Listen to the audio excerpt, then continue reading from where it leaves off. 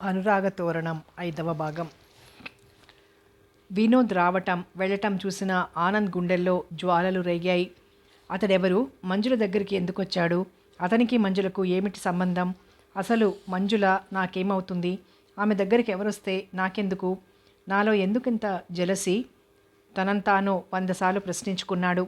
ఆ అమ్మాయి ఒక్కసారి కూడా నాతో మాట్లాడదేం? అటువంటి అమ్మాయి మీద ఎందుకంత అభిమానం నాకు? నేను ఆమెను ప్రేమిస్తున్నానా? ప్రేమ ఉన్న చోటనే ద్వేషం కూడా ఉంటుందంటారు. అందుకే కాబోలు నింగిలోని జాబిలి కోసం నేల మీద కలువ ఎంతో ఆశతో ఎదురు చూస్తుంది. చంద్రుడు నింగిలోనే రోజు రాను వస్తాడు, పోను పోతాడు. నేల మీదుండే కలువ తన రాక కోసం ఎంతో ఆశతో ఎదురు చూస్తున్నదన్న విషయం ఆ నెలరేడుకు తెలియదు. అయినా అందని జాబిలి మీద ఆశలు పెంచుకోవడం కలువ మానదు. మానవ సహజం కూడా అంతే. అందులో అప్సరస, చదువు, ఉద్యోగం అన్నీ ఉన్న అపరంజి బొమ్మ మంజుల. బాంధవ్య బంధం మూలంగా మామూలు గుమాస్తాయిని నన్ను ప్రేమిస్తుందా అని కలలో కూడా జరగని పని. అయితే నా నిరీక్షణకు అర్థం, ఒక్కరోజు ఆమె దర్శన భాగ్యం నాకు లభించకపోతే పిచ్చెక్కినట్లుగా ఉంటుందే. ఆమె కోసం నా మనసు ఆక్రోశిస్తుంది. ఒకవేళ ఆమె నా ప్రేమను తిరస్కరిస్తే నేనేమవుతానో? ఆమెకు నేనంటే ఇష్టమే, లేకపోతే ప్రతిరోజు మేడ దిగి వెళ్ళిపోతూ నా వైపు ఎందుకు చూస్తుంది? నన్ను చూసి జాలిపడా? నా ప్రేమ 1 వే ట్రాఫిక్. ఆమె వైపు నుంచి ఏమీ ఉండదు. ఆ అమ్మాయి మనసు తెలుసుకోకుండా నేను పిచ్చిగా ఆరాధించడం ప్రమాదమేమో. ఇలాంటి ఆలోచనలు అతన్ని పాముల్లా భయపెడుతుంటే భోంచేయటానికి హోటల్కి వెళ్లాలన్న విషయం మర్చిపోయాడు. ఆలోచనలతో ఆనంద్ మనసు అల్లకల్లోలమైంది. వెంటనే మంజుల దగ్గరకు వెళ్ళి తను మంజులను ప్రేమిస్తున్న విషయం ఆమెకు చెప్పాలన్నంత ఆవేశం వచ్చింది. మంజుల అద్దెకుండేది మేడమీది భాగంలో 3 గదులు. ఆధునిక సౌకర్యాలన్నీ ఉన్నాయి. కింద పోర్షన్లో ఇల్లు గల వాళ్ళుంటారు. ఆ భార్యాభర్తలిద్దరూ వయసు మళ్ళిన వాళ్ళు. వాళ్లకొక కొడుకు, ఒక కూతురు. కూతురు భర్త ఉద్యోగరీత్యా బొంబాయిలో ఉంటుంది. కొడుకు డాక్టర్గా కడప గవర్నమెంట్ హాస్పిటల్లో పనిచేస్తున్నాడు. అతనికి 2 పిల్లలు. వాళ్ళిద్దరూ తాతగారి ఇంటి దగ్గరే ఉండి కాన్వెంట్లో చదువుకుంటున్నారు. పిల్లలిద్దరూ కాన్వెంట్ నుంచి వచ్చి ట్యూషన్కి వెళ్తారు. మళ్ళీ 6 గంటలకు వస్తారు. రాగానే పిల్లలతో పాటు భార్యాభర్తలు కూడా భోంచేసి రాత్రి 7 గంటలకల్లా తలుపులు మూసుకుని పడుకుంటారు. మంజుల రాత్రి 10 గంటలు దాటంది నిద్రపోదు. కాబట్టి ఆ బంగళా మొత్తంలో మంజుల గదిలో మాత్రం 7 గంటలు దాటినా లైట్ వెలుగుతుంది. ఇల్లు గల వాళ్ళ దగ్గర రంగన్న అనే ముసలి నౌకరున్నాడు. తోట పనులు, బజారు పనులు అన్నీ అతనే చూస్తాడు. రంగన్న 10 సంవత్సరాల వయసప్పటి నుంచి ఇప్పటి వరకు ఆ ఇంటినే నమ్ముకొని ఉంటున్నాడు. ఆ భార్యాభర్తలిద్దరూ రంగన్నను నౌకర్లా కాకుండా స్వంత మనిషిలా చూసుకుంటారు. మంజుల రంగన్నను తాత అని పిలుస్తుంది. అతనికి ఆ ఇల్లు గల వాళ్ళు తప్ప నాన్న వాళ్ళెవ్వరూ లేరు. ఆఫీస్ నుంచి వచ్చిన దగ్గర నుంచి తాత తాత అంటూ తన చుట్టూ తిరుగుతూ వద్దన్నా వినకుండా తోట పనులలో సాయం చేసే మంజులంటే రంగన్న తాతకు కూడా ఎంతో అభిమానం. గేటు కానుకుని రేకుల షెడ్డులో పడుకుంటాడు. పనులన్నీ ముగించుకొని పడుకోవటానికి వెళ్ళిపోతూ పొగడ చెట్టు కింద కుర్చీలో కూర్చుని ఉన్న మంజులను చూసి ఆమె దగ్గరగా వచ్చి, ఇంకా నిద్రపోలేదా అమ్మా అని అడిగాడు. నిద్ర పట్టక ఇలా వచ్చాను తాత. భోంచేసావా తల్లి? తాత మా అమ్మగారు వాళ్ళు ఎప్పుడొస్తారు అడిగింది మంజుల. ఇల్లు గలామెను మంజుల మా అమ్మగారని పిలుస్తుంది. ఆమె భర్తను తాతగారంటుంది. కాశీ, గయా, మన దేశంలో ఉన్న పుణ్యక్షేత్రాలన్నీ తిరిగి చూసొస్తామని వెళ్ళారు. పిల్లలకి కూడా సెలవులు కదా. పిల్లల సెలవులు అయిపోయేటప్పటికి వస్తారేమో. ఆఫీస్ నుంచి రాగానే ఆప్యాయంగా పలకరించేవారు మా అమ్మగారు. వారం రోజుల నుంచి ఆమె కనిపించకపోయేసరికి దిగులుగా ఉంది తాత. అలవాటైతే ఏదైనా అంతేనమ్మా. ఇందాక వచ్చి వెళ్ళినతను ఎవరమ్మా? మీ బంధువా? గతుక్కుమంది మంజుల. ఆమె మనసు చురుగ్గా పనిచేసింది. ఆయన నాకు మేనత్త కొడుకు. వరుసకి బావ అవుతాడు తాత. నేను పనిచేస్తున్న ఆఫీస్లో మేనేజర్గా వచ్చారు ట్రాన్స్ఫర్ మీద. ఆ మాట అంటున్నప్పుడు మంజుల గొంతు సన్నగా వణికింది. అనుభవాలతో తలపండిన రంగన తాత ఆ విషయం గమనించాడు. నువ్వు నిజంగా భోంచేసావా తల్లి అడిగాడు మరోసారి అనుమానంగా. మంజుల కళ్ళెత్తి రంగన్న తాత వైపు చూసింది. రంగన్న ముఖంలో ఆమెకు వాళ్ళ తాత రూపం కనిపించింది. తనెప్పుడైనా అన్నం తినకుండా అలిగితే తాతగారు వెండి గిన్నెలో అన్నం కలుపుకొచ్చి కథలు చెప్తూ తన కోపాన్ని పోగొట్టి గోరుముద్దలు తినిపించేవాడు. ఆ దృశ్యం మనస్సులో మెదలగానే ఆమె విశాల నేత్రాలలో విషాదం అలుముకుంది. ఎంత ప్రయత్నించినా చెక్కిళ్ళు ఆమె వెక్కిళ్ళు తాతకు వినిపించాయి. చిన్నమ్మా, ఏడుస్తున్నావా? ఎందుకమ్మా? మీ తాతగారు గుర్తుకొచ్చారా? పిచ్చి తల్లి, నీకు తెలియందేముందమ్మా? వెనక ముందుగా అందరం ఈ లోకం నుంచి వెళ్ళిపోవలసిన వాళ్ళమేగా. బాధపడకమ్మా, మంజుల తలనిమురుతూ ఆప్యాయంగా అన్నారు. ఆ అనునయానికి కరిగిపోయిన మంజుల ఉద్వేగంతో మనసులోని బాధను దాచుకోలేక తన బాధను రంగన్న తాతకు చెప్పుకుంది. మనిషి అనుకున్నది అనుకున్నట్లు జరగదు తల్లి. మనిషి జీవితంలో అనుకోవటం దేవుడికి, మనిషి జీవితంతో ఆడుకోవటం దేవుడికి సరదా. దేవుడు చాలా స్వార్థపరుడు. మనిషికి కావలసినవన్నీ ఇస్తే మనిషి తనను స్ఫురణకు తెచ్చుకోవడం మర్చిపోతాడని దేవుడికి భయం. పిచ్చి తల్లి, చీకట్లో ఉన్నామని కుమిలే కంటే చీకట్లని పారదోలుకోవటం తెలివిగల వాళ్ళ లక్షణం. జీవితంలో ఊహించని సంఘటనలు ఎదురైనప్పుడే మనిషి ఆత్మవిశ్వాసాన్ని కోల్పోకూడదు. గుండెలో అగ్నిగోళాలు బద్దలవుతున్నా ముఖం మీద చిరునవ్వు చెరగనివ్వకూడదు. ఓదార్పుగా అన్నాడు. తాత మాటలకు ఆశ్చర్యపోతూ పిలిచింది మంజుల. కాలానికే మనసుకు తగిలిన గాయాలను మాన్పగల శక్తి ఉంది. మొన్నటి దాకా జ్వరంతో ఉన్నావు, ఇప్పుడిప్పుడే కాస్త కోలుకుంటున్నావు. ఇంత రాత్రి వరకు నిద్రపోకుండా ఉంటే మళ్ళీ ఆరోగ్యం పాడవుతుంది. చల్లగాలి వీస్తోంది, నువ్వు లోపలికి వెళ్ళమ్మా. తను కూర్చున్నంతసేపు పగలల్లా పనితో అలసిపోయి ఉన్న తాత కూడా నిద్రపోకుండా కూర్చుంటాడని అక్కడి నుంచి లేచి తన గదిలోకి వచ్చింది మంజుల. ఉదయం 9 గంటలైంది. మంజుల ఇంకా అద్దం ముందు కూర్చోలేదు.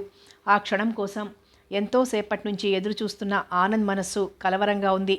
అతను ఆ గదిలోకి అద్దెకు వచ్చిన 6 నెలల నుంచి టైం 9 కావటం, మంజుల అద్దం ముందు కూర్చోవటం ఇంచుమించు ఒకేసారి జరుగుతుంది. ఆమె ఇంకా అద్దం ముందు కూర్చోలేదేమిటి? ఆమెకు ఆరోగ్యం బాగాలేదా? ఒకవేళ జ్వరంతో మంచం మీద నుంచి లేవలేని స్థితిలో ఉందా? ఆ ఆలోచనకే అతనికి వెన్నులో నుంచి వణుకు పుట్టుకొచ్చింది. అలా జరగటానికి వీల్లేదు. ఆమెకు జ్వరం రాకూడదు. ఆమెను చూడకుండా ఆఫీస్కు వెళ్ళినా మనస్సంతా ఏదో వెలితిగా ఉంటుంది.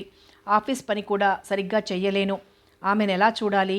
ఆమె ఇంటికెళ్ళి చూడటానికి ఆమెతో నాకంత పరిచయం కూడా లేదే. ఎలా? నేను వెళ్ళినా ఎందుకు వచ్చామని అడిగితే ఏమని సమాధానం చెప్పాలి?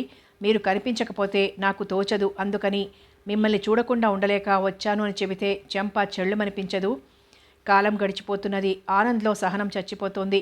ఆమెను చూడాలి, ఆ తపన అతన్ని ఒక్క నిమిషం నిలవనీయటం లేదు. సంస్కారం అతన్ని ముందుకు వెళ్ళనీయటం లేదు. మనస్సు ఆమె దగ్గరకు వెళ్ళమని ఆక్రోశిస్తోంది. ఈ రెండింటి సంఘర్షణతో కొట్టుమిట్టాడుతూ 10 గంటల వరకు అలాగే నిల్చున్నాడు.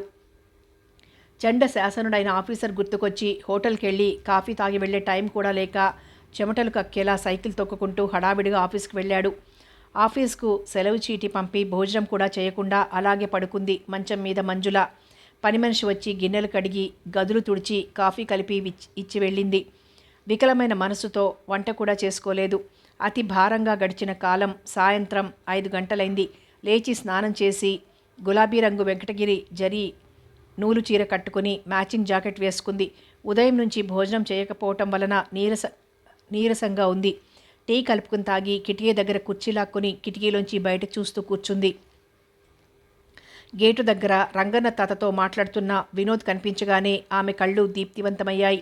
భయమో సంతోషమో తెలియని స్థితిలో ఆమె గుండెలు ఎగిరిపడ్డాయి. ఉద్వేగంతో తనువు కందింది. చూస్తూ అలా కూర్చుంది. మెట్ల దగ్గర బూట్ల శబ్దమైంది. సెలవు పెట్టావెందుకు మంజు? వస్తూనే మృదువుగా అడిగాడు. మనసు బాగాలేదు. అతను ఆమెకెదురుగా ఉన్న కుర్చీలో కూర్చున్నాడు. సెలవు పెట్టడం ఎందుకు? సెలవు పెట్టి ఆలోచిస్తూ కూర్చుంటే మనసు బాగుంటుందా? మీరెందుకు వచ్చారిప్పుడు? నేను మగవాడిని. నాలోనూ ప్రేమ, కోపం, కసి, ఆవేశం అన్నీ ఉన్నాయి. నువ్వెంత అసహించుకుంటున్నా నీ వెంట పడుతున్నానని నువ్వు అనుకుంటే నాకు సిగ్గులేక కాదు, నీ మీద కోరికతో, అంతకంటే కాదు నీ మీదున్న ప్రేమతో. అది నువ్వు అర్థం చేసుకోలేకపోతున్నావు మంజు. నా మీద నీకు అంతులేని ప్రేమ ఉంది. అంతకు మించిన ఆరాధన ఉంది. నీ మనసులో ఏమూలో ఇంకా సంశయం, భయం దోబూచులాడుతున్నాయి. వాటి వలయం నుంచి బయటపడలేక, నన్ను చేరుకోలేక సతమతమవుతున్నావు. నేను రిజైన్ చేయాలనుకుంటున్నాను. కిటికీలో నుంచి బయటకు చూస్తూ అంది మంజుల. పక్కలో బాంబు పడినంతగా ఉలిక్కిపడ్డాడు. అతని నరాల్లో రక్త ప్రసరణ అధికమైంది. మళ్ళీ నా నుంచి పోవాలనుకుంటున్నావా? అలా ఎందుకు అనుకోవాలి? కావాలని ఉద్యోగం చేస్తున్న దానివి నేను రాగానే ఎందుకు రిజైన్ చేయాలనుకుంటున్నావు? కళ్ళెత్తి చురుగ్గా అతని వైపు చూసింది.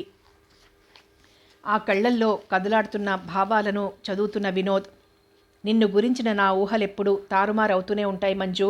నువ్వు నా మనిషివని, నన్నింకా ప్రేమిస్తున్నావని అనుకున్నాను. నువ్వు కనిపించిన తర్వాత నా మనసు ఎంత సంతోషించిందో మాటల్లో చెప్పలేను. నీ సమక్షంలో ఈ బాధల నుంచి విముక్తిని పొంది ప్రశాంతంగా హాయిగా ఉండాలనుకున్నాను.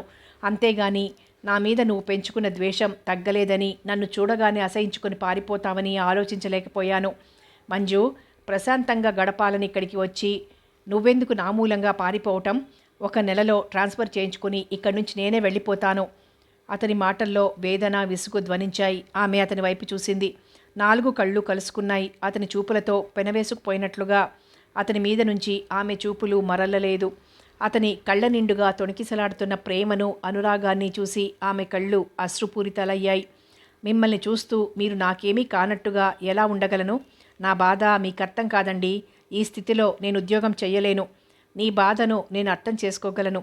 నువ్వు నిష్క్రమించి మళ్ళీ నా జీవితాన్ని చీకటిమయం చెయ్యకు మంజు. ఆఫీస్లో ఉన్నంతసేపు నువ్వు టైపిస్ట్వి, నేను మేనేజర్ని, అంతే. నువ్వు నా ఎదురుగా ఆఫీస్లో ఉంటే చాలు. నిన్ను చూసుకుని తృప్తిపడే అదృష్టానికి కూడా నన్ను దూరం చేయకు. నిన్ను అర్థిస్తున్నాను. మెరుపులా కనిపించి నా మనసులో పన్నీటి జల్లును కురిపించి ఆ సంతోషం నుంచి నేను తేరుకోకముందే నన్ను అగాధంలోకి తోసేయకు. మంజు చేతిని తన చేతుల్లోకి తీసుకుంటూ అన్నాడు. మంజు, మరోసారి చెప్తున్నాను. హృదయ వీణను శృతి చేసి రాగాలు పలికించగల మరో హృదయం తటస్థపడినప్పుడే ఆ వీణ రాగాలు పలికి రాణిస్తుంది. నువ్వు నమ్మినా నమ్మకపోయినా నేను ప్రేమించింది నిన్నే. నీకు తప్ప నా మనసులో స్పందన కలిగించే శక్తి ఇంకెవ్వరికీ లేదు. నీ మనసులో ఉన్న ద్వేషం నీకు నా పట్ల ఉన్న ప్రేమను మరుగుపరుస్తుంది. ఎంత జాగ్రత్తగా ఉన్నా మాటల్లోనో చూపుల్లోనో మన మధ్య ఉన్న అనుబంధం ఈ రోజు కాకపోయినా ఇంకో రోజైనా ఆఫీస్లో తెలుస్తుంది. అందరూ నన్ను అసహించుకుంటారు. ఆ బ్రతుకుని గురించి ఆలోచించడానికే నాకు భయంగా ఉంది. పిచ్చి మంజు, ఇతరుల గురించి అనుకునే మనుషులు ప్రతి చోట ఉంటారు. ఇక్కడి నుంచి ఎక్కడికి వెళ్తావు? ఎక్కడికి వెళ్ళినా, ఎంత దూరం వెళ్ళినా మనుషుల మధ్యకేగా. అక్కడ మాత్రం అనుకోరా? మన మధ్య ఉన్న అనుబంధం అందరికీ తెలిసిపోయిందనుకో. అందువల్ల మనకు వచ్చిన నష్టం ఏమిటి? వాళ్లకు మనం ఎందుకు భయపడాలి? అన్నాడు ఓదార్పుగా. అందుకు కాదు నేను భయపడేది. మన విషయం ఆ నోటా ఈ నోటా పడి మీ ఇంటి వరకు వ్యాపిస్తుంది. మీ సంసారంలో కలతలు రేగుతాయి. ప్రశాంతంగా సాగిపోతున్న మీ సంసార జీవితం నా మూలంగా అల్లకల్లోలమవుతుంది. మీ ఇంట్లో వాళ్ళు నన్నో వెలయాలిగా, మీ ఉంపుడుగత్తెగా చూస్తారు. అది నేను భరించలేను. కన్నీళ్లు ఆమె చెంపల మీద నుంచి ధారాపాతంగా కారిపోతున్నాయి. మంజులను దగ్గరకు తీసుకుని ఆమె ముఖాన్ని తనకభిముఖంగా తిప్పుకొని కన్నీటితో తడిసిన ఆమె విశాల నేత్రాలపై సున్నితంగా ముద్దు పెట్టుకున్నాడు. ఆమె అతని క్రాఫ్లోకి వేళ్లు జొనిపి క్రాఫ్ చెరుపుతూ నిల్చుంది. ఆమెను గుండెలకు హత్తుకున్నాడు. ఆ విషయాలన్నీ నేను చూసుకుంటాను. రాధను గురించి నువ్వు ఆలోచించకు. ఆమె జీవితం నూతిలోని కప్పలాంటిది. ఆ 4 గోడలు దాటి ఎప్పుడు బయటికి రాదు. మన విషయం తెలిసినా తెలియనట్టుంటుంది. నా ఎదుట మాట్లాడే ధైర్యం లేదు. అటువంటి పనికిమాలిన విషయాలన్నింటి గురించి ఆలోచిస్తావు, నన్ను గురించి మాత్రం ఆలోచించావు అన్నాడు తెచ్చిపెట్టుకున్న కోపంతో. విరక్తిగా నవ్వింది. నేను ఆయన్ని గురించి ఆలోచించటం లేదా? పగలు రాత్రి ఎవరిని గురించి ఆలోచిస్తున్నానో ఆయన్ని గురించి కాదా అనుకుంది తనలో తను. అప్పటికే 7 గంటలైంది. వినోద్ వెళ్ళిపోయాడు. ఆ రోజు ఆదివారం ఉదయం 10 గంటలైంది. ఆఫీస్కి వెళ్లే పని లేకపోవటం వలన తీరిగ్గా పేపర్ చదువుతూ కూర్చుంది మంజుల. వినోద్ వచ్చాడు. అతను అప్పుడు వస్తాడని ఊహించని మంజు అతను రాకకు ఆశ్చర్యపోయింది. ఏమిటలా చూస్తున్నావు? ఆమె కళ్ళల్లో కళ్ళు పెట్టి చూస్తూ అడిగాడు. ఏం లేదు. తన ఆశ్చర్యాన్ని కనిపించనీయకుండా టీ తీసుకొస్తానంటూ వంటగది వైపు వెళ్ళింది. 2 కప్పుల్లో టీ తీసుకొచ్చి 1 కప్పు అతనికిచ్చి 2వ కప్పు తను తీసుకుని అతనికి ఎదురుగా కుర్చీలో కూర్చుంది. వంట చేశావా? ఇంకా చెయ్యలేదు. నేను కూడా ఈ పూట ఇక్కడే భోంచేస్తాను. నిజంగానా?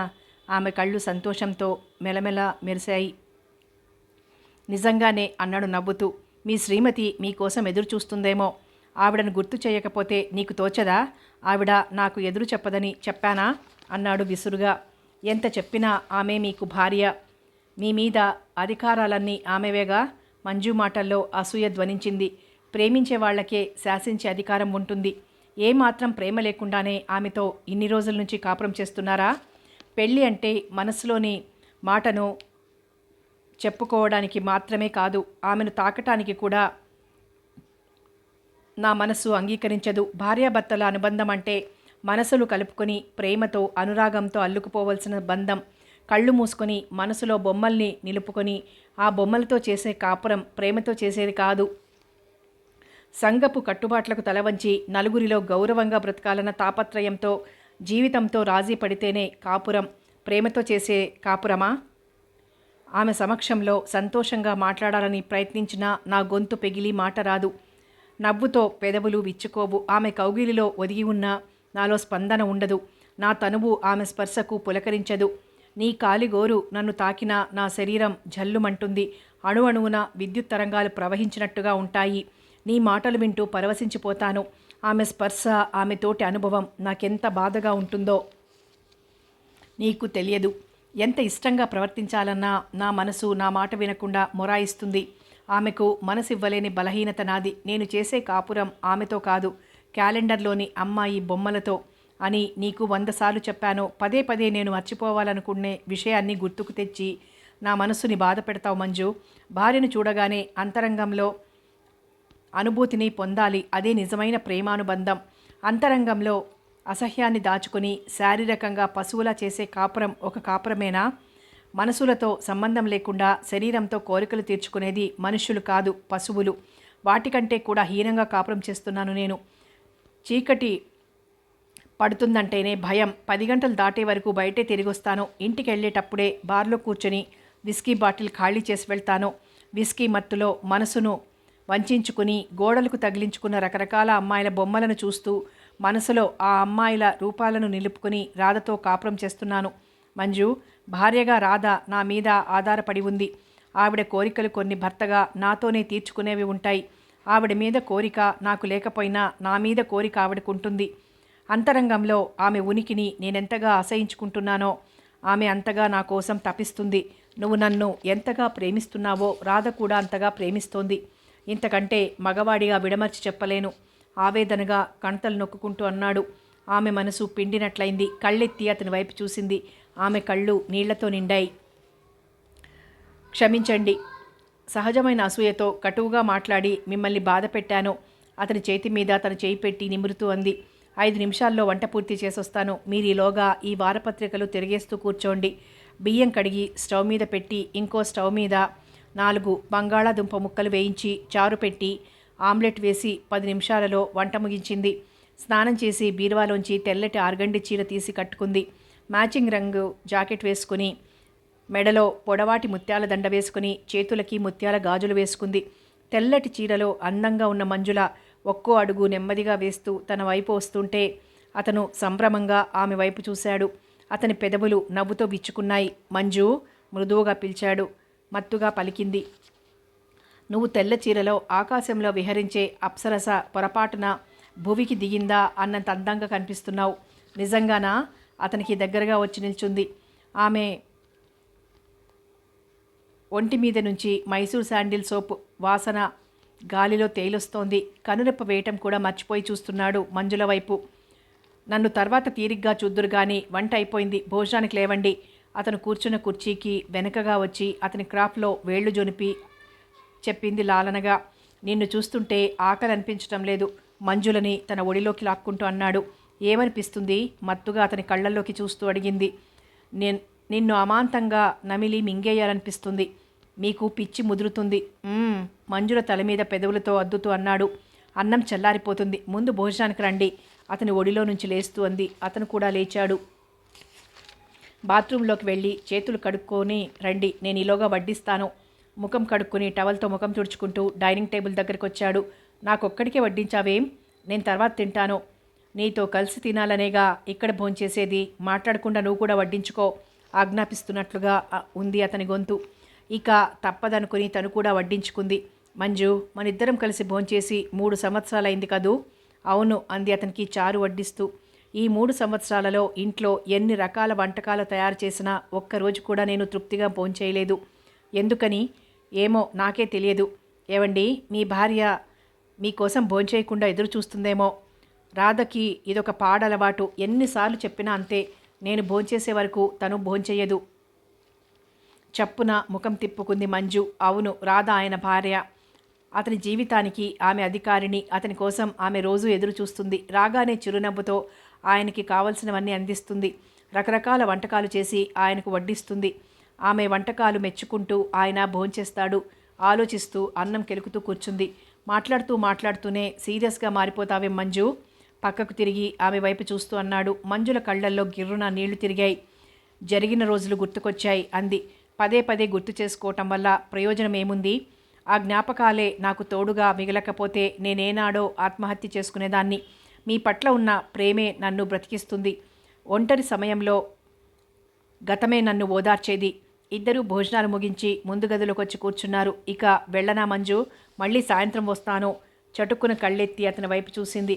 మిమ్మల్ని ఉండమనే అధికారం నాకెక్కడుంది? నువ్వు ఉండమంటే పగలు రాత్రి నీ ఎదురుగానే ఉంటాను. మీరుండాలనుకున్న మీ బంధాలు ఉండనియ్యవు. విషాదంగా నవ్వుతూ అంది. అతను వెళ్ళిపోయాడు. అలసటగా మంచం మీద వాలిపోయింది. అప్పుడే ఆఫీస్ నుంచి వచ్చి బట్టలు కూడా మార్చుకోకుండా అలసటగా సోఫాలో కూర్చుంది మంజుల. మెట్ల మీద అలవాటైన బూట్ల శబ్దం వినిపించింది. నేను వచ్చేటప్పుడు ఆఫీస్లోనే ఉన్నారుగా, అప్పుడే ఎలా వచ్చారు అనుకుంటూ లేచి గదిలోంచి బయటకు వచ్చింది. అప్పటికే అక్కడికి వచ్చాడు వినోద్. మంజు, త్వరగా చీర మార్చుకొని తయారవు వస్తూనే హడావిడిగా అన్నాడు. ఎందుకు? తర్వాత చెప్తానుగా. ఎదురు ప్రశ్నలు వేయకుండా త్వరగా తయారుకా సోఫాలో కూర్చుంటూ అన్నాడు. ఫ్లాస్క్లోని టీ కప్పులోకి వంచి, అలసటగా ఉన్నారు, టీ తాగండి, నేను ఈలోగా చీర మార్చుకొని వస్తానంటూ లోపలికి వెళ్ళి చీర మార్చుకొని బొట్టు పెట్టుకొని వచ్చింది. ఇద్దరూ బయటికి వచ్చి ఆటో ఎక్కారు. ఎక్కడికండి మనం వెళ్ళేది? సినిమాకు అన్నాడు నవ్వుతూ. ఆ విషయం నాకు ముందుగా ఎందుకు చెప్పలేదు? చెప్పనందువల్ల వచ్చిన నష్టం ఏమిటి? ముందుగా చెప్తే నువ్వు బయలుదేరుతావా? వాళ్లేమనుకుంటారో వీళ్లేమనుకుంటారో అంటూ గొడవ చెయ్యవు. ఏవండి, మనం ఇలా సినిమాలకు షికార్లకు తిరగటం రాధకు తెలిస్తే ఏమవుతుంది? రాధకు భయపడాల్సిన అవసరం నాకు లేదని నీకెన్నిసార్లు చెప్పాలి? ఆవిడ ఒక రకమైన సమస్య అయితే నువ్వు ఇంకో రకం సమస్యగా తయారవుతున్నావు నాకు అన్నాడు కోపంగా. అతని కోపానికి మంజులకు భయం వేసింది. ఎందుకండి అంత కోపం? నేనేమన్నాను? ఇంకేం మాట్లాడకు. ఆటో కనకదుర్గ టాకీస్ ముందాగింది. అందులో పాతది హిందీ సినిమా ఆడుతోంది. హాలు ముందు కార్లు కానీ సైకిళ్లు కానీ లేవు. సినిమా హాల్ రష్గా లేదు కాబోలు అనుకుంది. వినోద్ వెళ్ళి బాల్కనీ టికెట్స్ తెచ్చాడు. ఇద్దరూ హాల్లోకి వెళ్ళారు. అప్పటికే సినిమా మొదలవటం వలన హాల్ అంతా మసకమసకగా ఉంది. బాల్కనీలో మొత్తం 10 మంది ఉన్నారు. ఇంత పాత సినిమాకి తీసుకొచ్చారేం? నిన్ను తీసుకొచ్చింది సినిమా చూడటానికి కాదు, మరి సినిమా హాల్కి ఎందుకు వచ్చింది? ఆశ్చర్యంతో మంజుల కళ్ళు పెద్దవయ్యాయి. నీ బుర్ర అంత చురుగ్గా పనిచేస్తే నాకు ఇన్ని సమస్యలు ఎందుకు? అప్పుడప్పుడు నిన్ను ఇలా బయటికి తీసుకురాకపోతే ఒంటరిగా ఆ గదిలో ఏడుస్తూ కూర్చుంటావు. నేను ఎదురుగా ఉన్నంతసేపు సంతోషంగా ఉంటావు. నేను వెళ్తే తిండి కూడా మానేసి ఆలోచిస్తుంటావు. నా మనస్సుకు ఎప్పుడు ఏం కావాలో నేను అడగకుండానే ఈయనకి ఎలా తెలుసో? ఏం చేసినా నా మనస్సును చదివినట్టుగా చేస్తారు. హాల్లో ఉన్నంతసేపు అతని భుజం మీద తలాంచుకొని పడుకుంది. అతని చెయ్యి లాలనగా ఆమె తల నిమురుతోంది. ఆ స్పర్శ తల్లి ఒడిలో కూర్చున్న పసిపాపకు ఎంత సంతృప్తినిస్తుందో అంత సంతృప్తిగా ఉంది. అతని పక్కన కూర్చుంటే సినిమా పూర్తయింది. మంజుల కలలు కన్న మధుర స్వప్నం కరిగిపోయింది. ఇద్దరూ హాల్లోంచి బయటకు వచ్చారు. ఇప్పుడు వెళ్ళి వంటేం చేస్తావు? ఇద్దరం హోటల్లో భోంచేద్దాం. తర్వాత ఆటోలో నేను ఇంటి దగ్గర దించి అదే ఆటోలో నేను ఇంటికి వెళ్ళిపోతాను. మీ ఇష్టం. వినోద్ హోటల్ వైపు దారి తీశాడు. ఆమె అతన్ని అనుసరించింది. ఇద్దరూ భోంచేసి బయటకు వచ్చారు. అతను ఆటో కోసం ఎదురు చూస్తున్నాడు. వినోద్ ఇంటికి వెళ్ళిపోతాడు అనుకోగానే మంజులకు దిగులు ముంచుకొచ్చింది. జలజల కన్నీళ్లు రాలాయి. అతనితో కలిసి వెన్నెలలో నడవాలనిపించింది. ఏవండి, ఆటోలో వద్దు, నడిచి వెళ్దాం అంది గోముగా. దగ్గర మైల్ దూరం నడవాలి. అంత దూరం నడవగలవా? మీరు పక్కనుంటే 100 మైళ్ళైనా నడుస్తాను అంది దరహాసంతో. ప్రేమ ముదిరితే పిచ్చిగా మారుతుందంటారు ఇదే అన్నాడు నవ్వుతూ. ఆమె చూపులు సిగ్గుతో నేలవాలై. ఇప్పటికే చాలా రాత్రైంది. మళ్ళీ నువ్వు రేపు ఉదయాన్నే ఆఫీస్కు రావాలి అంటూనే అటుగా వెళ్తున్న ఆటోను ఆపి అందులో కూర్చున్నాడు. మంజు కూడా కూర్చోగానే ఆటో కదిలింది. ఆటో ఇంటి ముందాగింది. అతన్ని కూడా దిగి లోపలికి రమ్మందామనుకుంది. ఆ మాట పెదవి దాటి బయటికి రాలేదు. ఆటో మలుపు తిరిగి వెళ్ళిపోయిన తర్వాత తన గదిలోకి వచ్చి లైట్ వేసింది. తెల్లని ట్యూబ్లైట్ కాంతి గదంతా పరుచుకుంది. బట్టలు మార్చుకుని బాల్కనీలోకి వచ్చింది. ఎదురింటి బాల్కనీలో నిల్చుని తన వైపే చూస్తున్న ఆనంద్ కనిపించాడు. ఇతను ఒక పెద్ద సమస్యగా తయారయ్యాడు నాకు. బాల్కనీలో నిలబడాలంటే భయంగా ఉంటుంది. చూపులకు సభ్యత సంస్కారం ఉన్న మనిషిలా కనిపిస్తాడు. కళ్ళతోనే తినేసేలా చూస్తాడు నా వైపు. నేను కనిపిస్తే చాలు అతని కళ్ళు మెరుస్తాయి. రెప్ప వేయటం కూడా మర్చిపోయి చూస్తాడు. అతని చూపుల్లో ఆరాధన, ప్రేమ తొణికిసలాడుతుంటాయి. ఇతను నన్ను మూగగా ఆరాధిస్తున్నాడా? అందమైన వస్తువు కనిపిస్తే అందుకోవాలని ప్రయత్నించడంలో తప్పేముంది? ఎవరి పిచ్చి వాళ్ళకు ఆనందం అంటారు. ఇదే కాబోలు. గంటల తరబడి ఇటువైపు చూస్తూ బొమ్మలా నిలబడటానికి అతని కాళ్లన్నా నెప్పిపుట్టవు కాబోలు. అతను చూస్తూ అలాగే నిలబడ్డాడు. అతను చూస్తున్నాడని తెలిసే అక్కడ నిలబడటానికి చిరాకనిపించి లోపలికి వెళ్ళి గదిలో లైటు వెలుగుతున్నంతసేపు పాపం అలాగే నిలబడి ఉంటాడనుకుంటూ లైట్ తీసేసి బెడ్ లైట్ వేసుకుని పడుకుంది. రోజులు నెలలుగా మారుతున్నాయి. నెలలు సంవత్సరాల్లోకి మారుతున్నాయి. వినోద్ మేనేజర్గా వచ్చి 2వ సంవత్సరం జరుగుతోంది. వాళ్ళ చిన్న తాతగారు వచ్చి పెళ్లికి అంగీకరించమని ఎంత నచ్చజెప్పాలని ప్రయత్నిస్తున్నా ఎప్పటికప్పుడు ఏదో వంకతో పెళ్లి దాటవేయాలనే ప్రయత్నిస్తోంది. క్యాన్సర్ జబ్బుతో కొడుకు దగ్గరికి అమెరికా వెళ్ళిన ఆయన భార్యను అవసాన దశలో ఉండి భర్తను చూడాలని కొడుకు దగ్గర ప్రాధేయపడటంతో వాళ్ళమ్మగారిని తన కుటుంబాన్ని తీసుకుని 4 నెలలు సెలవు పెట్టి వచ్చాడు. మంజుల చిన్న తాతయ్య గారబ్బాయి. వాళ్ళు హైదరాబాద్ వచ్చిన వారం రోజులకే ఆమె చనిపోయింది. ఆ దిగులుతో ఉన్న ఆయన మంజుల పెళ్లి విషయం తాత్కాలికంగా వాయిదా వేశారు. మంజుల కూడా సెలవు పెట్టి 2 సార్లు హైదరాబాద్ వెళ్ళొచ్చింది. ఆనంద్ ప్రవర్తనలో మార్పు లేదు. అతను అలా మూగగా మంజులను ఆరాధిస్తూనే ఉన్నాడు. అతన్ని చూసి జాలిపడటం మినహా ఏం చెయ్యలేకపోతోంది మంజుల. వినోద్ ప్రతిరోజు ఆఫీస్ అయిపోగానే మంజుల దగ్గరకొచ్చి 1-2 గంటలు ఉండి వెళ్తున్నాడు. వాళ్ళిద్దరూ పెళ్లి చేసుకోలేదనే గాని భార్యాభర్తల్లాగే ఉంటున్నారు. అప్పుడప్పుడు మంజులను సినిమాలకు షికార్లకు తీసుకువెళ్తున్నాడు. వాళ్ల విషయం బయటికి పొక్కకుండా తగు జాగ్రత్తలు తీసుకుంటున్నారు. అలా జరిగిపోతున్నాయి రోజులు. ఆ రోజు ఆదివారం ఉదయం 9 గంటలైంది. మంచం మీద నుంచి లేవలేదు మంజుల. గోడవైపుకు తిరిగి పడుకుని ఉండటం వలన చప్పుడు కాకుండా వినోద్ లోపలికి రావటం, మంచానికి దగ్గరగా కుర్చీ జరుపుకుని తదేకంగా తన వైపు చూస్తూ కూర్చోవటం మంజుల గమనించనేలేదు. ఇల్లు గల వాళ్ళు ఇంటిని అమ్మి కొడుకు దగ్గరికి వెళ్ళిపోవాలనుకుంటుంటే ఆ బంగళాను 60,000కి కొని మంజుల పేర రిజిస్టర్ చేయించాడు వినోద్. చిన్నతనం నుంచి ఆ బంగళాలోనే ఉన్న రంగన తాత ఆ బంగళాను మంజులను విడిచి వెళ్ళలేక మంజుల దగ్గరే ఉంటున్నాడు. అతనే మంజులకు పెద్ద దిక్కు. వాళ్ళిద్దరి అనుబంధం అతనికి తెలియటం వలన వినోద్ని కూడా మంజుల కంటే ప్రేమగా గౌరవంగా చూస్తాడు. అన్ని పనుల్లోనూ మంజులకు తోడుగా ఉంటాడు. ఆమె ఆఫీస్కు వెళ్ళిన తర్వాత ఇంటి ముందున్న పూల చెట్లకు పాదులు చేస్తూనో నీళ్లు పెడుతూనో ఉంటాడు. అతని భోజనం అన్నీ మంజుల ఇంట్లోనే. కింద భాగం అద్దెకిచ్చి మంజులకు తోడుగా ఉంటూ తన రాకపోకలకి అంతరాయం కలుగుతుందని అద్దెకివ్వడం మానేశాడు వినోద్. మంజు, టైం 9 అవుతోంది. ఆమె ముఖం మీదకి వంగి మృదువుగా ఆమె చెవిలో గుసగుసలాడాడు. అతని ఊపిరి ఆమె చెంపలకి వెచ్చగా తగులుతూ గిలిగింతలు పెడుతుంటే పరవశత్వంతో కళ్ళు తెరవలేదు. అతను కూడా ఆమె పక్కన చోటు చేసుకుని పడుకున్నాడు. అతని చేతులు ఆమె నడుమును బలంగా చుట్టేశాయి. ఆర్తిగా హృదయానికి హత్తుకుంటూ తమకంగా ఆమె ముఖాన్ని ముద్దులతో నింపాడు. అతని గుండెల్లో గువ్వలా ఒదిగిపోయింది. అలసిపోయి నిద్రపోయిన వాళ్లకు సాయంత్రం 4 గంటల వరకు మెలకువ రాలేదు. ఇద్దరూ భోజనం కూడా చెయ్యలేదు.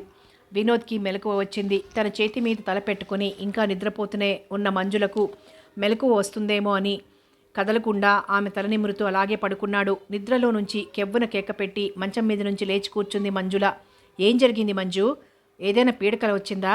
ఆమెను తన గుండెల మీదికి లాక్కుంటూ మృదువుగా అడిగాడు. ఆమె సన్నగా వణుకుతోంది. భయంతో ఆమె కళ్ళు రెపరెపలాడాయి. ఒళ్ళు గగురు పొడిచింది.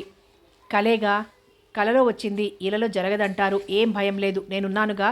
వెళ్ళి స్నానం చేసిరా, బడిలెక తీరినట్టుగా ఉంటుంది.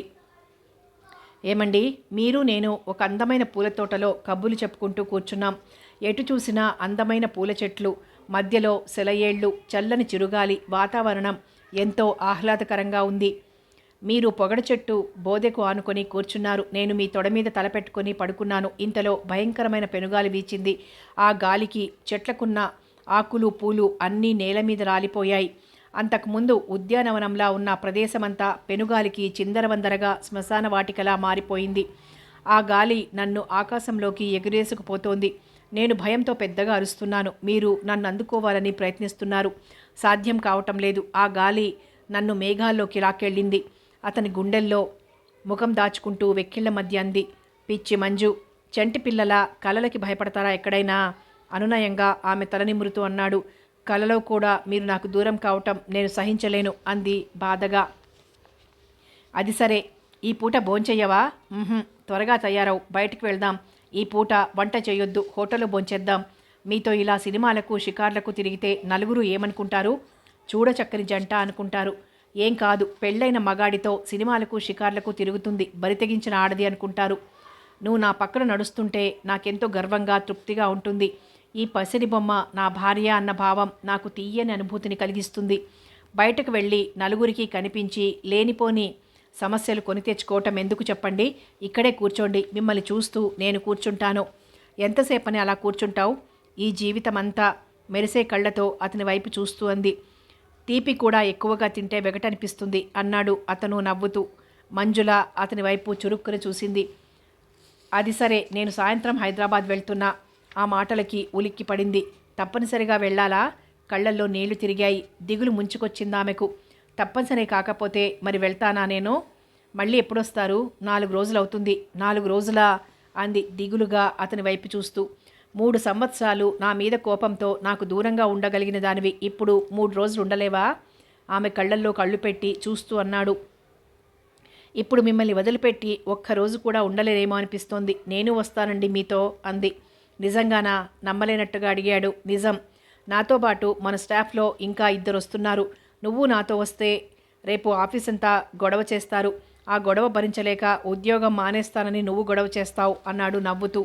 ఏవండి, మీరు క్యాంపుకు వెళ్తున్నారు. మళ్ళీ 4 రోజుల వరకు రారు. సాయంత్రం వరకు నాతోనే ఉంటారు కదూ? అతని షర్టు బొత్తాములు సవరిస్తూ గారంగా అడిగింది. చిత్తం, దేవిగారి ఆజ్ఞ. ఆమె ముఖాన్ని తనకు అభిముఖంగా తిప్పుకుంటూ ఆమె పెదవులపై తన పెదవులను అద్దుతూ అన్నాడు. మీరు అల్లరి చేయకుండా బుద్ధిగా కూర్చుంటే నేను 10 నిమిషాల్లో వంట ముగించొస్తాను. నువ్వు శ్రమపడి వంట చేయనక్కర్లేదు. ఈ పూటకి రంగన్న తాతను పిలిచి క్యారేజీ తెమ్మందాం. 3కి సరిపోతుంది. గ్యాస్ స్టవ్ మీద 10 నిమిషాల్లో వంట అయిపోతుంది. అనవసరంగా 25 రూపాయలు ఎందుకండి దండగ ఖర్చు? నువ్వు వంట చేయటానికి కాలానికి ఖర్చు చేయనక్కర్లేదు. ఆ కాలం నా కోసం వినియోగిస్తే చాలు. అవును, రామరామ, మరీ చిలిపివారవుతున్నారు మీరు. క్రీగంట అతని వైపు చూస్తూ అంది. అదిగో ఆ చూపే నన్ను మోసం చేసేది. అలా చూస్తే ఏం జరుగుతుందో తెలుసుగా అన్నాడు ఆమెను తన కౌగిల్లో బంధిస్తూ. మీకు వేళాపాళా లేదు అంటూనే అతన్ని హత్తుకుపోయింది మంజుల. దేనికి? అడిగాడు చిలిపిగా.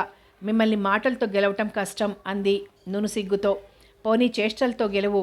అది చేతకాదు అంది నవ్వుతూ. ఆ తర్వాత ఆమెను మాట్లాడనీయకుండా ఆమె నోటిని తన నోటితో మూశాడు.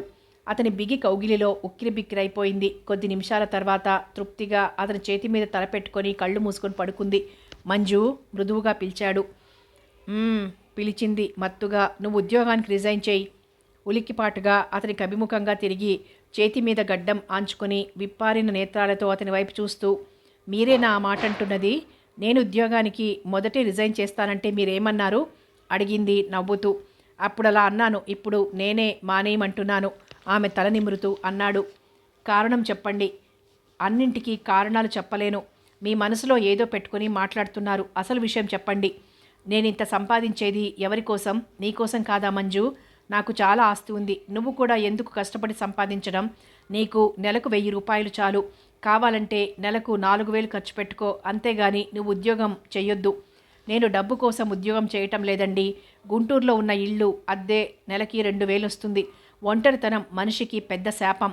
ఏ వ్యాపకం లేకుండా రోజంతా ఖాళీగా కూర్చుంటే ప్రతి క్షణం మీ జ్ఞాపకాలు ఎంత మధురిమనిస్తాయో అంత బాధను కలిగిస్తాయి. ఆఫీస్లో ఉన్నంతసేపు మీ పక్కనే ఉన్నానన్న తృప్తి ఉంటుంది. ఆ విషయం నాకు తెలుసు మంజు. అంతమంది మగవాళ్ల మధ్య కూర్చుని పగలంతా కష్టపడి పనిచేయటం నాకు ఇష్టం లేదు. అందరూ చూపులతోనే నిన్ను తినేసేలా చూస్తుంటే నాకెంత చిరాగ్గా ఉంటుందో నీకేం తెలుసు? ఆ సెక్షన్ మేనేజర్ రవీంద్ర చూపులైతే ఎప్పుడూ నీ మీదే నిలుచుంటాయి. ఒక్కోసారి అతన్ని గొంతు నులిమి చంపేయాలన్నంత ఆవేశం వస్తుంది నాకు. అతన్నేమనగలను? నువ్వు ఆఫీస్లో ఉన్నంతసేపు మనసంతా అల్లకల్లోలంగా ఉంటుంది. మగవాడు ఏదైనా సహించగలడు గాని తనది అనుకున్న ఆడదాని మీద మరో మగవాణ్ణి చూపు కూడా పడటం సహించలేడు. మంజు, నువ్వు నా సంపాదనతోనే తినాలి. నా సంపాదనతోనే చీరలు కొనుక్కోవాలి. నా డబ్బును నీ డబ్బుగా ఖర్చు చేసుకోవాలి. అదే నాకు తృప్తి, ఆనందం. ఈ సెంటిమెంట్సు, ఈ భావాలు నీకు అర్థం కావు. అన్నీ నేను అర్థం చేసుకోగలనండి. కానీ ఉద్యోగం మానేస్తే పగలు మిమ్మల్ని చూసే అవకాశం ఉండదు. ఏవండి, మీరెదురుగా ఉంటే ఆఫీస్ అన్న విషయం కూడా గుర్తుండదు నాకు. మీ కళ్ళలోకి చూస్తే నా నిగ్రహం సడలిపోతుంది. నన్ను నేను కంట్రోల్ చేసుకోలేను. అయినా ఉద్యోగానికి రిజైన్ చేయలేకపోతున్నానంటే మీకోసమే. ఆర్తిగా ఆమెను హృదయానికి హత్తుకున్నాడు. ఏవండి, మనం ఎంతకాలం ఇలా ఉండాలి? అతను శిలలాంటి మౌనంతో ఉన్నాడు. మాట్లాడరేమండి? అందరికీ భయపడుతూ ఎంతకాలం ఇలా ఉండాలో చెప్పండి. నన్నేం చేయమంటావో నువ్వే చెప్పు. నాకు తెలియకనే కదా మిమ్మల్ని అడుగుతున్నాను. వీలైనంత త్వరలో రాధకు విడాకులిచ్చి నిన్ను పెళ్లి చేసుకుంటాను. అంతవరకు ఓపిక పట్టు. అదంత సులభమా? అందుకేగా కొద్ది రోజులు ఓపిక పట్టమనేది. మిమ్మల్ని ఎంతగా ప్రేమించినా మీతో కలిసి బయటకొస్తే ఎవరేమనుకుంటారో అన్న భయం. మీతో మనసారా మాట్లాడదామంటే ఇంటి దగ్గర రాధ మీకోసం ఎదురు చూస్తుంటుందేమో అన్న భయం. ఇలా భయపడుతూ ఎంతకాలం బ్రతకాలి? నేను అందరిలాంటి ఆడదాన్నే. నాకు ఆశలు కోరికలు ఉన్నాయి. అన్నీ చంపుకుని ఎందుకిలా బ్రతకాలి? ఆమె కళ్ళల్లో నీళ్లు సుళ్ళు తిరిగాయి. దేనికైనా సమయం కలిసి రావాలి మంజు. తొందరపడినందువల్ల ప్రయోజనం ఉండదు అన్నాడు అనునయంగా. అమ్మగారు అన్న పనిమనిషి పిలుపుతో సర్దుకుని మంచం మీద నుంచి లేచింది. మంగమ్మ ఈ పూట వంట చెయ్యలేదు, గిన్నెలేం లేవు, సాయంత్రం రా వెళ్ళు అంది. పనిమనిషి లోపలికి రాకుండానే బయట నుంచే వెళ్ళిపోయింది. ఇక వెళ్ళనా మంజు? మీరిక్కడున్నంతసేపు నా అంత అదృష్టవంతరాలు లేరనిపిస్తుంది. మీరెళ్ళిపోతే నాలాంటి దురదృష్టం ఎవ్వరికి ఉండదేమో అనిపిస్తుంది. మీరు వెళ్ళగానే నా భవిష్యత్తు శూన్యంగా తోస్తుంది. నాలోని శక్తి ఉత్సాహం అన్నీ మీతోనే తీసుకెళ్ళినట్లుగా ఎక్కడలేని నీరసం వస్తుంది. అందుకే పెద్దవాళ్ళు లవ్ ఈజ్ బ్లైండ్ అన్నారు. ఆరాధనగా ఆమె వైపు చూస్తూ అన్నాడు. ప్రేమకున్న శక్తి ప్రపంచంలో ఇంక దేనికి లేదనుకుంటాను. అందుకు నువ్వే నిదర్శనం అన్నాడు కొంటెగా నవ్వుతూ. ఆ నవ్వు ఆమె ఎదలో గిలిగింతలు పెట్టింది. సిగ్గుతో అతని గుండెల్లో ముఖం దాచుకుంది. ఒక రోజున వినోద్ ఇంటికెళ్లేసరికి రాత్రి 10 గంటలైంది. ఆ రోజు ఒక ఫ్రెండ్తో కలిసి ఎక్కువగా తాగాడు. అతనింటికి వచ్చేసరికి రాధ భోంచేయకుండా అతని కోసం ఎదురుచూస్తూ గుమ్మంలోనే కూర్చుంది. భర్తను చూడగానే రాధ కళ్ళు కాంతిని నింపుకున్నాయి. సంతోషంతో ఆమె అధరాలు వణికాయి. ఏవండి, మీ అమ్మ నాన్నగారు వచ్చారు. మీరిలా రోజు తాగుతున్నారని వాళ్ళకి తెలిస్తే వాళ్ళు భరించలేరు. మీరు బెడ్రూమ్లోకి వెళ్ళండి, మీకు భోజనం కూడా అక్కడికే తెస్తాను బాధగా అంది. ఆ మాట వినిపించుకున్నట్టే తూలుతూ బెడ్రూమ్లోకి వెళ్ళాడు. రాధ అతనికి భోజనం తీసుకుని వెళ్ళింది. బూట్లు కూడా విడవకుండా మంచం మీద బోర్లా పడుకున్నాడు. ఏవండి, భోంచెదురుగాని రండి. భర్త పక్కనే మంచం మీద కూర్చొని అతని ముఖాన్ని తన వైపుకు తిప్పుకుంటూ అంది. అమ్మ నాన్నగారు ఎప్పుడొచ్చారు? అతని గొంతు ముద్దగా ఉంది. వారు ఉదయం 8 గంటలకు బయటికెళ్ళి రాత్రి 10:30కి ఇంటికొచ్చారు. మీరటు వెళ్ళగానే వాళ్ళొచ్చారు నిష్ఠూరంగా అంది. రేపు ఉదయం మాట్లాడతానులే. గోడవైపుకు తిరిగి పడుకున్నాడు. మీకిష్టమైన చికెన్ బిర్యానీ చేశాను, చల్లారిపోయిందని మళ్ళీ వేడి చేసుకుని తీసుకొచ్చాను దిగులుగా అంది. ఆమె మాటల్లో భర్త భోంచేయడేమో అన్న బాధ తొంగి చూస్తోంది. ఆకలిగా లేదు అన్నాడు కటువుగా. ఉదయం నుంచి ఇంట్లో ఏం తినలేదు, ఆకలిగా ఎందుకుండదు? లేవండి అతన్ని చేత్తో తడుతూ మృదువుగా అంది. చెప్పానుగా నాకు ఆకలిగా లేదని. ఎంత సౌమ్యంగా మాట్లాడాలనుకున్నా అతని మాటలు కటువుగానే ఉన్నాయి. ఆమె కళ్ళల్లో నుంచి జలజల రాలాయి కన్నీళ్లు. అవి భర్త కంటపడకుండా ముఖం తిప్పుకుంది. అయినా అతను చూశాడు. ఈ అమాయకురాల్ని నేనలాగూ సుఖపెట్టలేను. మాటలతో బాధ పెట్టడం ఎందుకని? నువ్వు భోంచేశావా? తెచ్చిపెట్టుకున్న లాలంతో అన్నాడు. మీరు భోంచేయకుండా నేనెప్పుడైనా భోంచేశానా? అతని నిరాదరణ ఆమె గుండెల్ని బద్దలు చేస్తోంది. అతని మాటలు ఆమె మనసుని పదునైన కత్తిలా చీలుస్తుంటాయి. నీకెన్నిసార్లు చెప్పాను రాధా, నా కోసం ఎదురు చూడకుండా భోంచేయమని? ఇంత రాత్రి వరకు భోంచేయకుండా నిద్రపోకుండా కూర్చుంటే నీ ఆరోగ్యం పాడవదు మృదువుగా అన్నాడు. ఆ మృదుత్వానికే అల్ప సంతోషి అయిన రాధ మనసు పొంగిపోయింది సంతోషంతో. ఉద్వేగంతో ఆమె గుండెలు ఎగిసిపడ్డాయి. సిగ్గుతో ఆమె చెంపలు కెంపులయ్యాయి. వెచ్చని ఆవిరి పొంగింది ఆమె ఒంట్లో నుంచి. ఆమె కళ్ళల్లో కోరిక కదలాడింది. అది గమనించిన అతని మనసు భాషకందని బాధతో విలవిల్లాడిపోయింది. ఎవరో కొరడాతో బలంగా అతని మనసు మీద చరిచినట్టయింది.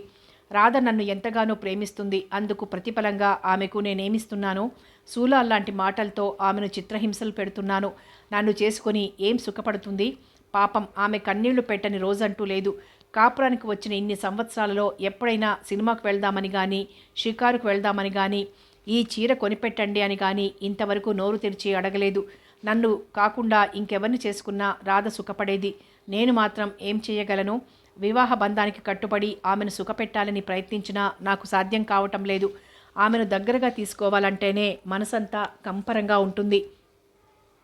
ఎర్రటి ఛాయతో, ఎత్తుకు తగిన లావుతో, విశాలమైన నేత్రాలతో అందంగా ఆకర్షణీయంగా ఉండే రాధ చిక్కిపోయి పుల్లలా తయారైంది. తదేకంగా చూశాడు ఆమె వైపు.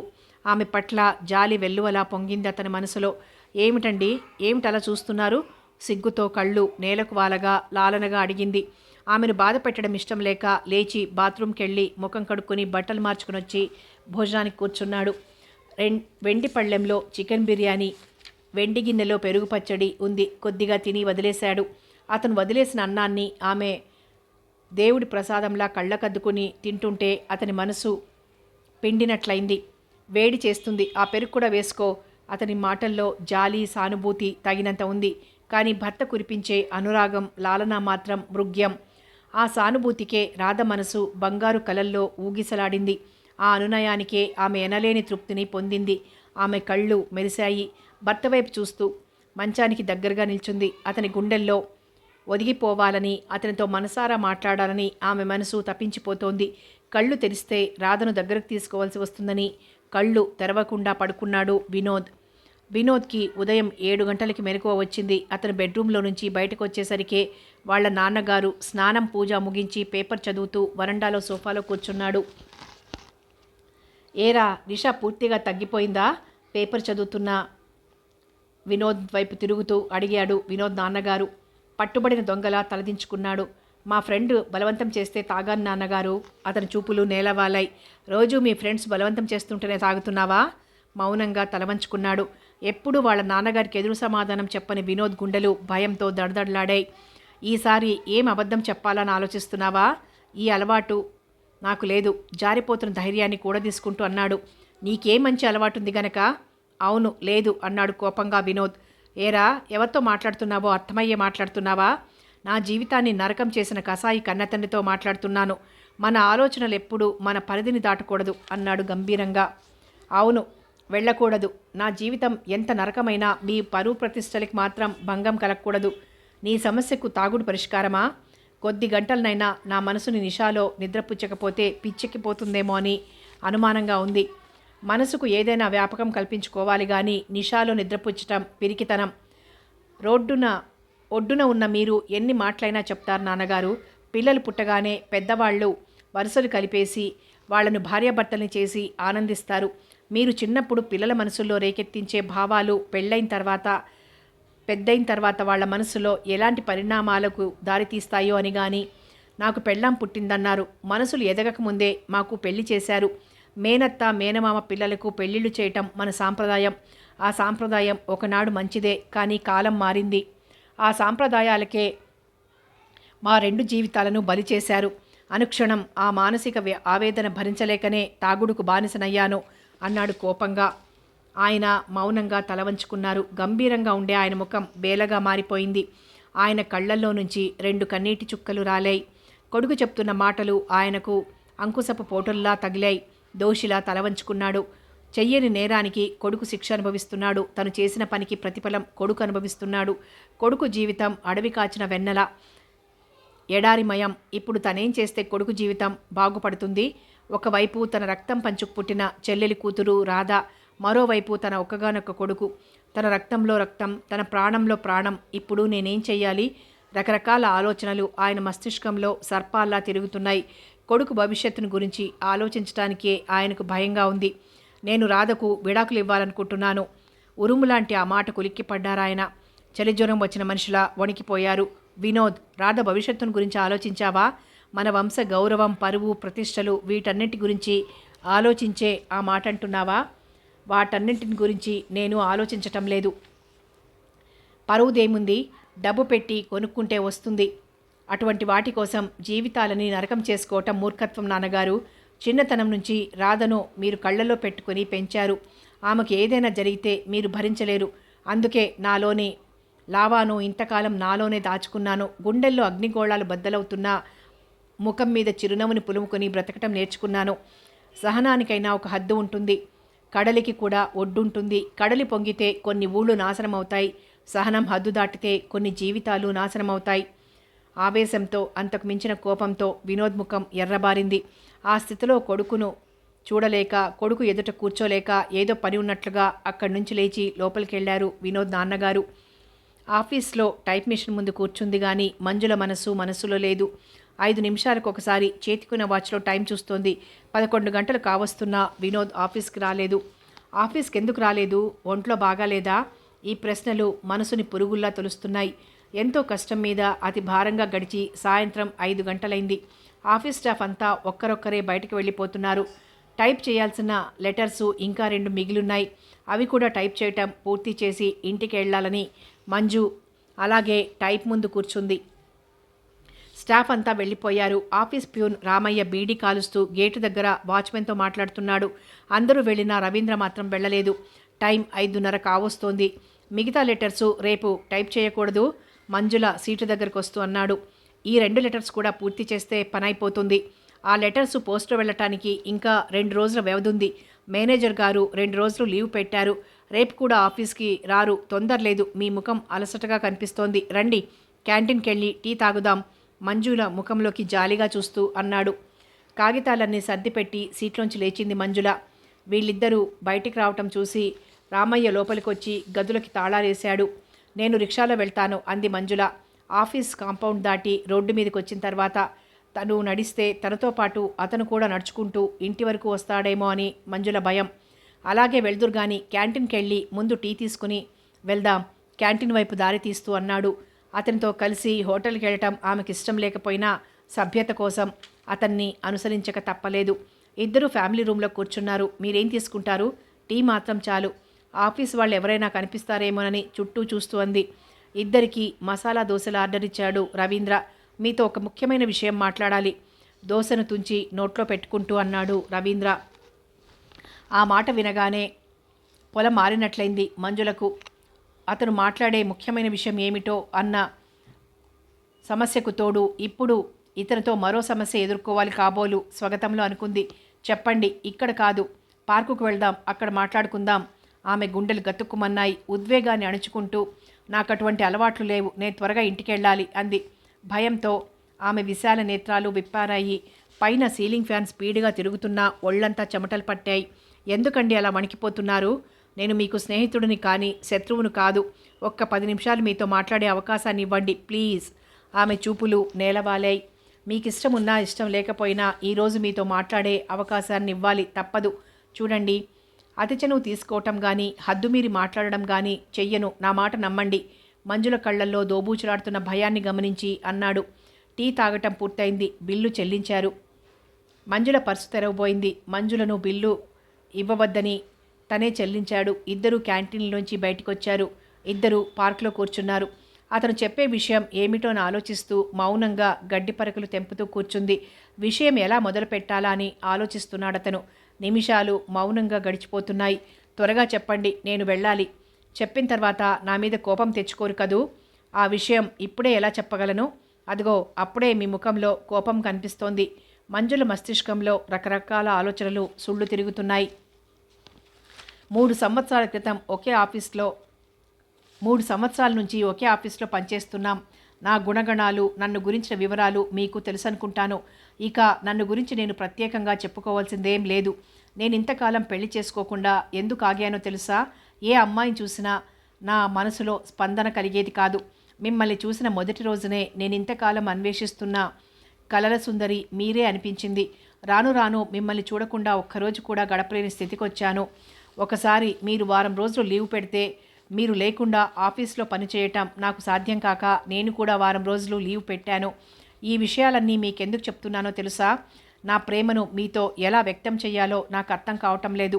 ప్రేమించటం వరము కాదు, నేరము కాదు. ప్రేమించిన వాళ్లను పెళ్లి చేసుకోవాలనుకోవటం పాపము కాదు. మిమ్మల్ని మనసారా ప్రేమించాను. మీకు అంగీకారమైతే పెద్దవాళ్ల అనుమతితో మిమ్మల్ని పెళ్లి చేసుకుంటాను.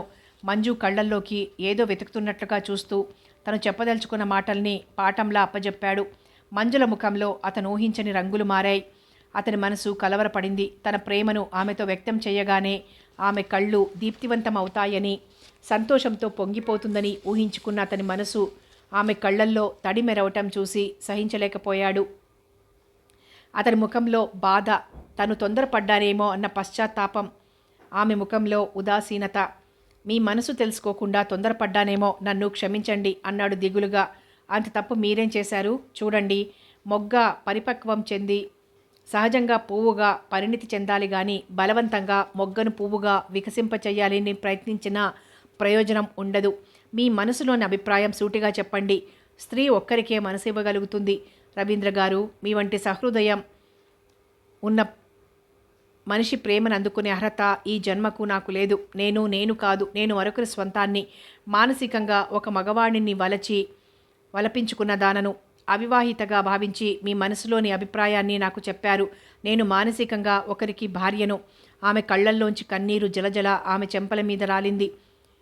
నా ప్రవర్తనకు నేనే సిగ్గుపడుతున్నాను. నా తొందరపాటుకు క్షమించండి. మీరు నన్ను ఆ భావంతో చూడకుండా ఒక మంచి స్నేహితుడిగా నన్ను అర్థం చేసుకోగలిగితే నాకంతే చాలు. ప్రమాణం చేసి చెబుతున్నాను, ఇంకెప్పుడు అటువంటి భావన నా మనసులోకి రానివ్వను. మీరు కోరినట్టుగా మంచి స్నేహితుడిగా మీకెప్పుడు నేనుంటాను అన్నాడు నిండు మనస్సుతో. ఒక్క మాటతో నా మనసును అర్థం చేసుకున్నారు. మీ సంస్కారానికి, మీ మంచితనానికి మీకెలా కృతజ్ఞతలు చెప్పుకోవాలో కూడా నాకు అర్థం కావటం లేదు. ఆకలైతే భోంచేస్తాం, శరీరానికి ఆకలైతే కోరిక తీర్చుకుంటాం. ఆ తర్వాత ఏ తీయని అనుభూతి మిగలదు.